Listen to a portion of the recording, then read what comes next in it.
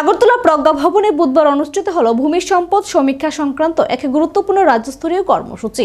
রাজ্যের কৃষি ও কৃষক কল্যাণ দপ্তরের উদ্যোগে আয়োজিত এই কর্মসূচিতে উপস্থিত ছিলেন কৃষি দপ্তরের সচিব অপূর্ব রায়, রাজ্যের কৃষি মন্ত্রী রতনলাল নাথ, কৃষি দপ্তরের অধিকর্তা ফণীভূষণ জামাতিয়া এবং কৃষি দপ্তরের রাজ্য নোডাল অফিসার ডক্টর উত্তম সাহা সহ অন্যান্য আধিকারিকরা। এই কর্মসূচিতে ভূমির প্রকৃতি, উর্বরতা, ফসল উৎপাদনের সম্ভাবনা এবং আধুনিক কৃষি পরিকল্পনা গ্রহণের ক্ষেত্রে ভূমি সম্পদ সমীক্ষার গুরুত্ব নিয়ে বিস্তারিত আলোচনা করা হয়। কৃষিমন্ত্রী রতনলাল নাথ বলেন, বৈজ্ঞানিক পদ্ধতিতে ভূমি সম্পদ সমীক্ষা সম্পূর্ণ হলে কৃষিক্ষেত্রে টেকসই উন্নয়ন সম্ভব হবে এবং কৃষকরা সরাসরি উপকৃত হবেন। অনুষ্ঠানে আধুনিক প্রযুক্তির মাধ্যমে তথ্য সংগ্রহ ও তার যথাযথ ব্যবহার নিশ্চিত করার উপর বিশেষ গুরুত্ব আরোপ করা হয়।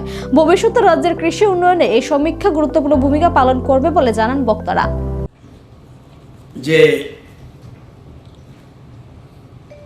টোটাল 14টা সংস্থা মৃত্তিকা সমীক্ষার কাজ করে থাকেন, টোটাল 40 ইন ইন্ডিয়া, সরকারি বেসরকারি মিলে।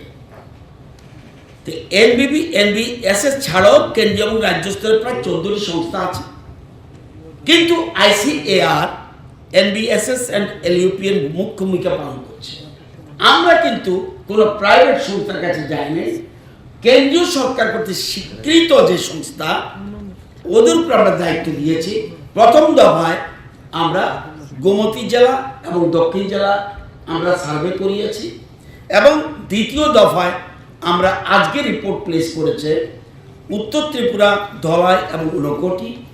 লাস্ট আজকে আমাদের এমওই হবে খোয়াই, পশ্চিম ত্রিপুরা এবং সিপাহীজলা। তাহলে আমরা টোটাল ত্রিপুরা আমাদের টোটাল আইডিয়া চলে আসবে। একটু আগে দেখলাম এখানে বসে বসে সায়েন্টিস্ট বলছে এই জায়গাটায় মিলেট ভালো হবে, এই জায়গাটায় পাইনঅ্যাপেল ভালো হবে, এই জায়গাটা রাবার ভালো হবে, এই জায়গাটা পাম অয়েল ভালো হবে। এটা তো না জানলে আমরা তো অনুমান করে বলে দিচ্ছি তুমি রাবার লাগাতে পারো তুমি, তাহলে মানে আমাদের কিন্তু অনুমান ভিত্তিক চাষ হচ্ছে। আমরা কিন্তু টোটাল সায়েন্টিফিক কোনো আমাদের প্ল্যান এতদিন ছিল না, অতীতে যারাই ছিল সরকারের।